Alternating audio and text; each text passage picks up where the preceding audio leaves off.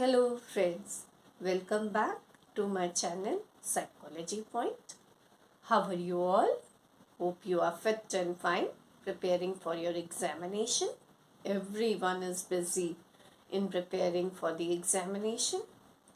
तो आज के इस वीडियो की दो खासियत है। एक तो ये केवल साइकोलॉजी के स्टूडेंट्स के लिए नहीं है, ये सभी बच्चों के लिए है। प्लस आज I am going to be bilingual, मैं हिंदी इंग्लिश दोनों में बात करूँगी सो दैट आप मेरे पॉइंट्स को समझ सकें। Okay, so let's begin today's topic. Yes, today I am going to talk about how to remember your things for a longer time so that you don't forget them. Okay? तो इसके लिए सबसे पहले जिस technique की मैं बात करूँगी उसको कहते हैं निमोनिक्स। ओके, निमोनिक्स ऐसी स्ट्रैटेजीज होती हैं जिनको यूज़ कर कर हम अपनी मेमोरी को स्ट्रॉन्ग कर सकते हैं। ठीक, तो निमोनिक्स दो तरीके के बेसिकली होते हैं। First is visualisation. Okay, the first is using image. Mnemonics using image यानी कि विजुअलाइज कर कर हम चीज़ों को याद करें। इस टेक्निक को जो बच्चे हिस्ट्री पढ़ते हैं या लिटरेचर पढ़ते हैं उनके लिए ये टेक्निक बहुत ही इम्पॉर्टेंट यूज़फुल टेक्निक है। जैसे आप अगर हिस्ट्री में 1857 का रिवोल्ट पढ़ रहे हैं तो उसको अपने माइंड में रिकलेक्ट करने के लिए पहले उसी टाइम पे पहुंच जाइए। उसको विजुअलाइज कर कर जब आप याद करेंगे तो आप बेटर याद कर पाएंगे और आप इमेजिनेशन अपनी अच्छी कर पाएंगे विजुअलाइजेशन के थ्रू। ठीक, तो इससे आपकी ये सब्जेक्ट्स में बहुत हेल्प होगी। लिटरेचर में भी काफ़ी स्टोरीज होती हैं जिनको स्टोरीज अगर केवल आप रीडिंग करें without visualising those stories then you tend to forget, लेकिन अगर विजुअलाइज कर लें तो आप भूलते नहीं हैं। और अगर जनरल चीज़ में बात करें हम कि जैसे हम जाते हैं नॉर्मली मार्केट तो हम भूल जाते हैं हमको क्या लाना है, तो उसके लिए भी ये वाली टेक्निक आप इस्तेमाल कर सकते हैं। सबसे पहले तो आप अपने दिमाग में इस तरीके से इमेजेस बना लें कि अच्छा हमें आज किचन का कौन सा सामान खरीदना था। ओके, सेम वे आप इसको कहीं ना कहीं अपनी पढ़ाई में भी यूज़ कर सकते हैं।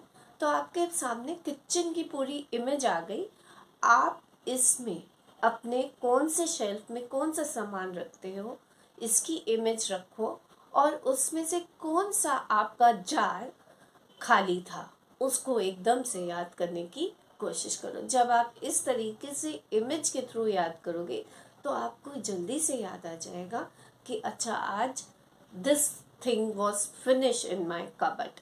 Okay, and this is what I came to purchase. Okay, अगर कभी भूल जाओ आप तो इसको भी यूज़ कर सकते हो। उसके बाद दूसरी टेक्निक जो होती है that is mnemonics using organisation. इसमें हम कुछ तरीके की बात करेंगे जैसे chunking. Number 1 is chunking. Chunking यानी कि हम जब चीज़ों को डिवाइड कर कर याद करते हैं तो हमको चीज़ें अच्छे से याद रहती हैं। सपोज कोई नंबर आपको याद करना है, ओके, 8 डिजिट 10 डिजिट नंबर है 1942400000। ओके, अब इसको याद करने के लिए ब्रेक करके याद करिए। 1942 बोला था मैंने, that is 1942। Now you can associate 1942 with quit India movement and you can learn, या किसी भी तरीके का एसोसिएशन बनाकर और उसको ब्रेकेज में याद करने से मटेरियल लंबे समय तक याद रहता है। ओके, नेक्स्ट मेथड इसमें फर्स्ट लेटर टेक्निक और एक्रोनिम है।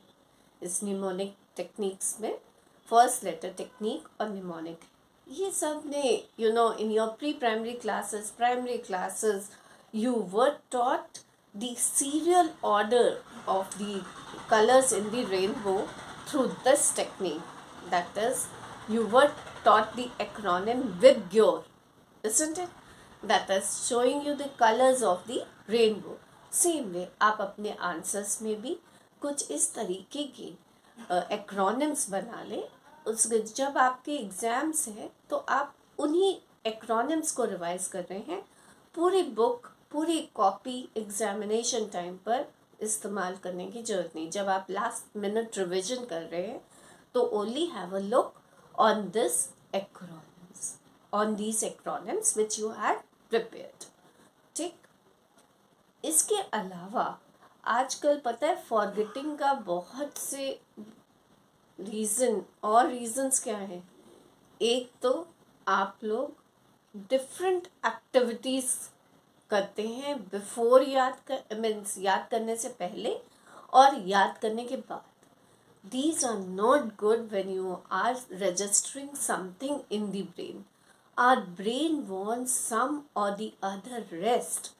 Rest in the sense, I'm not saying that take a sleep. Sleep also is essential, उसकी भी बात करेंगे। लेकिन रेस्ट इन द सेंस, जब भी हम कोई नया मटेरियल याद कर रहे हैं तो उससे पहले भी हमें अपने आप को रेस्ट देना चाहिए, यानी कि हमें उससे पहले कोई डिफ़िकल्ट काम में अपने आप को इन्वॉल्व नहीं करना चाहिए, ना ही उसके बाद। इसको हम लोग साइकोलॉजिकल टर्म्स में कहते हैं रेट्रोएक्टिव एंड प्रोएक्टिव इनहिबिशंस। इनके कारण भी हमें फॉरगेटिंग होती है। ओके, तो ये नहीं करना चाहिए। इसके अलावा अगर आप अपने मेमोरी को स्ट्रॉन्ग करना चाहते हैं तो रिट्रीवल क्यूज अपने ब्रेन को प्रोवाइड करें। यानी कि जैसे जब आप मटेरियल याद कर रहे हैं तो आप उसमें आंसर के कीवर्ड्स, जो कि इम्पॉर्टेंट कीवर्ड्स हैं आपके चैप्टर में, उसको अपने ब्रेन में रजिस्टर करें ताकि उस कीवर्ड से ही आपको आंसर याद आ जाए। ओके, आई होप कि ये इन सब चीज़ों से आपकी मेमोरी बहुत स्ट्रॉन्ग हो जाएगी। आप अप्लाई करके देखिए और फिर मुझे कमेंट करें। एक चीज़ और मैं आपको बता देती हूँ, आजकल बच्चों की मेमोरी क्यों मतलब का वीक हो रही है, क्यों उनको ज़्यादा प्रॉब्लम हो रही है। That is use of more and more technology का अननेसेसरी यूज़। ब्रेन को कोई एक्सरसाइज ही नहीं करना चाह रहे आजकल स्टूडेंट्स। जब से ये ऑनलाइन चीज़ें शुरू हुई हैं या जब से ये आपके हाथ में मोबाइल्स आए हैं, आप लोग ऑनलाइन चीज़ों को, ऑनलाइन टेक्नोलॉजी इतना ज़्यादा यूज़ कर रहे कि ब्रेन को एक्सरसाइज करने की ज़रूरत ही नहीं समझ रहे। कुछ कैलकुलेशन करनी है, चलिए कैलकुलेटर में किया, आंसर सामने आ गया। हाँ, कोई भी चीज़ को याद करना है, कोई चीज़ को कुछ भी करना है, you are not going into the depth of that subject to understand that subject. आप क्या कर रहे हो, जल्दी से गूगल किया, थोड़ा सा आंसर किया, कट कॉपी पेस्ट किया और याद कर लिया, और मतलब लिख दिया या कॉपी पेस्ट कर दिया अगर गूगल फॉर्म में एग्जाम्स हो रहे। बेटा इतना समझिए नुकसान इसमें कितना है। अगर आप एक्सरसाइज नहीं करोगे, जैसे हमारी फिजिकल हेल्थ के लिए एक्सरसाइजेस ज़रूरी हैं, उसी तरीके से अगर हम अपनी मेमोरी को स्ट्रॉन्ग करना चाहते हैं तो हमारी ब्रेन की एक्सरसाइजेस बहुत ज़रूरी है। ओके, सो हमें इसकी तरफ भी ध्यान देना चाहिए। ब्रेन की एक्सरसाइजेस मीन्स एक तो हम ये टेक्नोलॉजी से थोड़ा सा अपने आप को दूर कर लें। अगर हमें कोई चीज़ ढूंढनी है, डिक्शनरी का यूज़ बच्चों ने करना ही बंद कर दिया है। अब मुझे hardly I find students using their dictionary. अरे dictionary, when you open, what happens, children? When you are looking for one word, you see the other words also. Sometime you add to your vocabulary. या calculations है तो चलो जल्दी से calculation using the mobile, using everything you had done. Exercise करिए, brain को mental maths लगाइए, इससे आपका ब्रेन जो स्ट्रांग होगा। और जब ब्रेन की रोज डेली एक्सरसाइजेस मिलेंगी ब्रेन को, अल्टीमेटली आपकी मेमोरी स्ट्रांग होगी। यही सब टिप्स हैं मेमोरी को स्ट्रॉन्ग करने के। ओके बेटा, so just see that you all adopt this, and when you will adopt these methods which I had told you in your daily life, you will score better grades in your exam. Hope my video would help you, and of course this is also useful for my psychology students as it is covering the mnemonic techniques which are the part of the syllabus in class 11th. Okay, ठीक है, आज के लिए इतना ही। फिर next time मिलेंगे। Okay, bye for now.